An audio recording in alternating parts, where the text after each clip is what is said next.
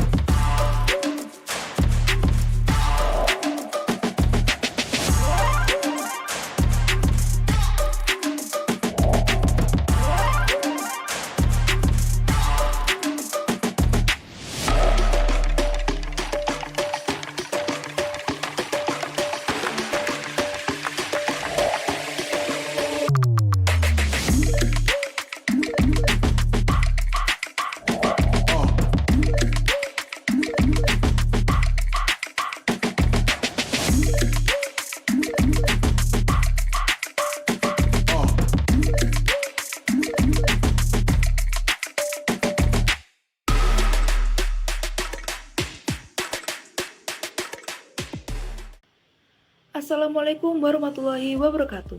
Perkenalkan, nama saya Mita Aurelia Mardika Putri dengan NIM A022054.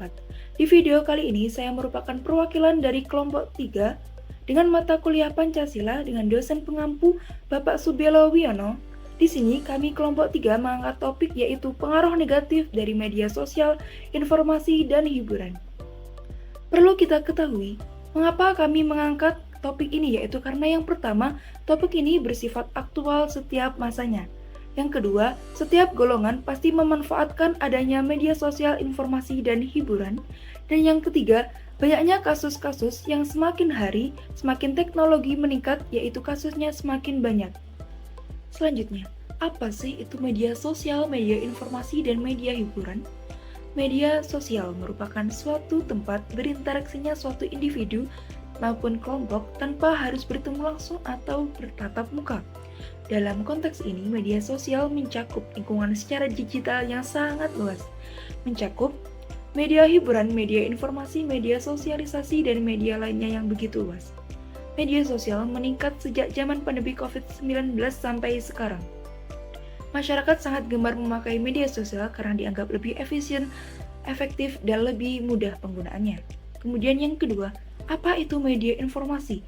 Media informasi tentunya bersifat informatif, bentuk hal yang dipakai untuk menyalurkan suatu pesan dari pemberi kepada penerima. Media informasi sangat berguna, khususnya dalam penyampaian pesan secara cepat dan mudah. Perlu kita ketahui, setiap tahunnya media informasi berkembang sangat cepat. Seperti contohnya adalah surat kabar, radio, televisi, dan sekarang yang biasa kita pakai sehari-hari yaitu media informasi yang berasal dari handphone. Dan yang ketiga, apa sih media hiburan? Media hiburan adalah suatu saluran pesan atau suatu wadah untuk menyampaikan pesan video, juga teks, gambar, visual, audio yang bersifat hiburan atau menghibur sehingga penonton atau khalayak yang melihatnya merasa terhibur dan merasa senang. Dengan problematika yang ada, kelompok kami melakukan penelitian dengan menggunakan dua metode, yaitu yang pertama, metode kualitatif dan yang kedua, metode deskriptif. Pada metode ini digunakan sebuah penelitian berupa observasi dan pencarian data-data secara lengkap dan dalam berbagai sumber, berita lalu, pencarian referensi, artikel, serta jurnal dalam media internet. Dalam observasi dan pencarian data, dilakukanlah pencarian isu-isu yang relevan dengan hal-hal yang terkait dengan judul, dengan pencarian data, dan referensi yang sesuai. Pencarian data referensi ini dilakukan dengan pembacaan artikel, jurnal, berita, dan pencarian dalam media sosial yang ada. Setelah kelompok kami melakukan penelitian dengan menggunakan dua metode tadi, kami lalu muncul di benak kami yaitu bagaimana pengaruh dari media sosial, informasi, dan juga hiburan bagi keutuhan bangsa ini. Tentunya tak asing bagi kita bahwa media-media yang beredar di masyarakat ini yang begitu luas dapat dengan mudah diakses dan digunakan dari semua kalangan, dari kalangan muda hingga dewasa, kalangan rendah hingga kalangan tinggi, kalangan miskin hingga kalangan kaya, baik guru maupun murid dan juga mahasiswa dan juga dosen. Tentunya konten-konten yang tertampilkan yang dipasarkan di masyarakat tidak terfiltrasi walaupun minim, seperti TV, hingga banyak orang yang tidak beretika dan tidak bijak dalam menggunakannya. Hal tersebut tentu berdampak pada saling serang secara online, berlanjut hingga ke dunia nyata, seperti halnya dalam isu tawuran. Isu tawuran bisa berasal dari isu-isu yang awalnya itu merupakan isu kecil yang menjadi isu besar dikarenakan penggunaan media sosial yang tidak bijak, kemudian adanya ujaran kebencian, terus juga adanya isu sara, penfitnahan, dan terjadi pula perubahan-perubahan aspek sosial dalam masyarakat. Kehidupan masyarakat yang awalnya biasa-biasa saja, seperti menggunakan brand-brand lokal, dengan adanya media sosial yang uring-uringan, yang tren, yang begitu famous, akhirnya masyarakat terdorong yang awalnya menggunakan brand-brand lokal, melestarikan budaya lokal, akhirnya terbawa menggunakan budaya-budaya barat. Sehingga apa? Sehingga itu bisa berdampak pada ekonomi Indonesia. Kemudian media-media sosial dan media-media informatif hiburan lainnya juga menyampaikan pesan dalam tak selaras dengan semestinya. Banyaknya isu-isu hoax, pemanfaatan suatu pihak tertentu, dan isu-isu lain yang bersifat konotasi negatif itu dapat menimbulkan isu-isu lain yang mengakibatkan lunturnya rasa persatuan dalam bangsa ini. Seperti yang kita ketahui, media-media tersebut tidak memfilter umur-umur penggunaannya secara jelas. Misal dalam awal, media tersebut sudah mengumumkan bahwa umur sekian-sekian-sekian, namun dalam implementasinya, dalam kenyataannya tidak selaras, sehingga banyak sekali anak-anak kecil yang menonton suatu media yang tidak seharusnya mereka tonton.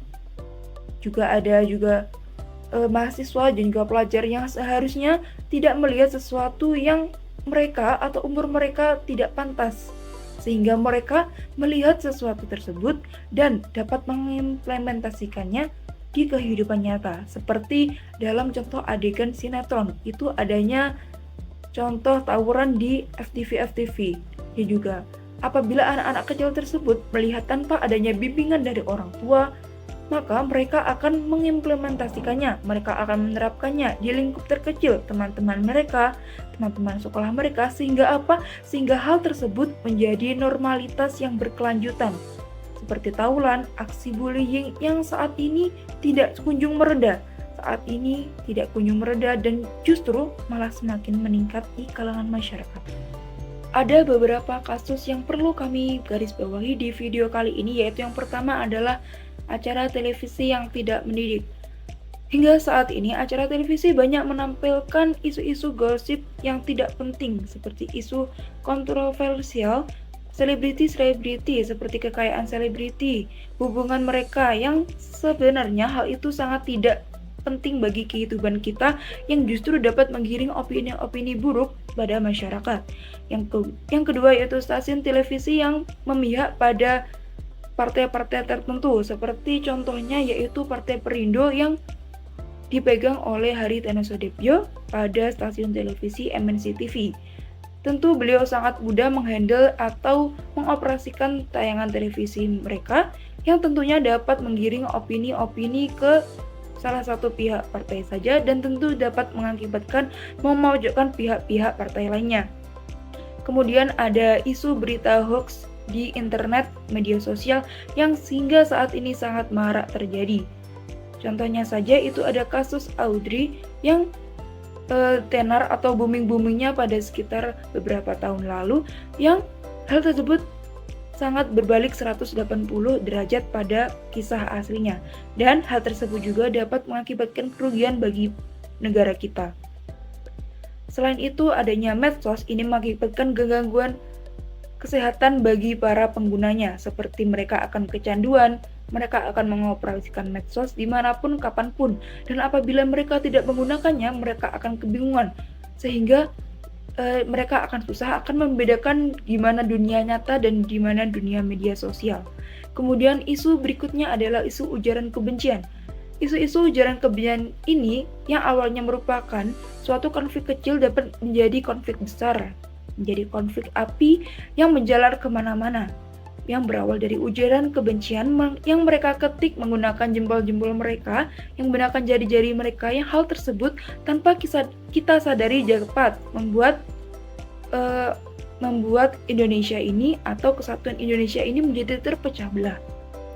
Kemudian ada media sosial yang dapat dilihat secara langsung, yaitu contohnya baliho yang mengotori publik, baliho-baliho partai politik yang terdapat di mana-mana, baik itu kertas kecil maupun kertas besar yang berserakan, tentu dapat mengakibatkan kerusuhan publik, yang mana apabila hal tersebut dapat dibiarkan itu akan berdampak negatif bagi lingkungan.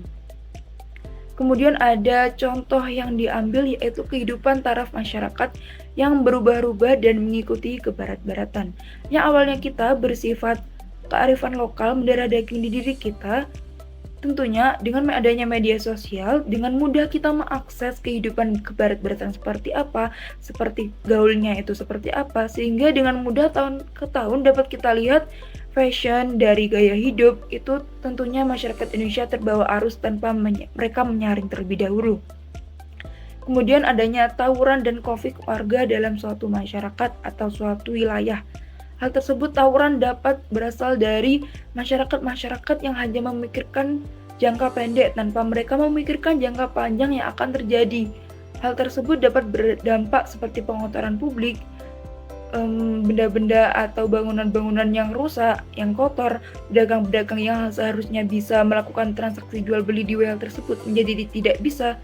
Yaitu karena apa? Karena tawuran dan konflik warga masyarakat yang bisa saja isu atau pelopornya itu dari media sosial yang berawal dari isu kecil. Kemudian ada kasus yang terakhir, yaitu kasus kekerasan seksual.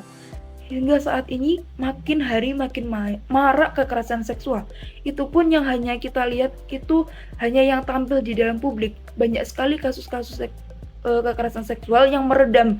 Mereka, para korban, tidak berani speak up karena dianggap tidak senonoh dan dianggap sebagai hal yang masih tabu dan tidak perlu diumbar di publik.